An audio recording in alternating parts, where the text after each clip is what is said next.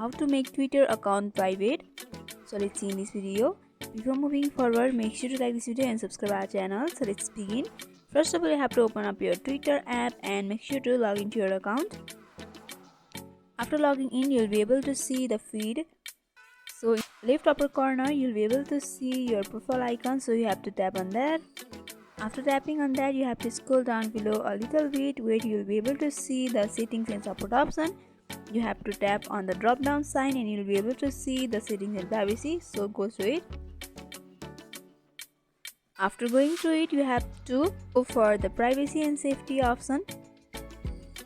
Here there is no any option for making your Twitter account private, but you can manage the information associated with your Twitter account. You can control who can see that, which means your account will be private. So you have to tap on the your tweets option. So here there is a button, so you have to simply turn it on.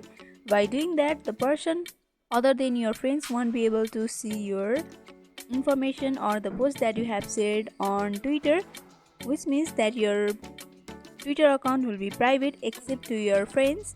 So by following this simple step, you can make Twitter account private. So hope this video was helpful. Don't forget to like, comment, share and subscribe our channel for more videos like this. Thanks for watching.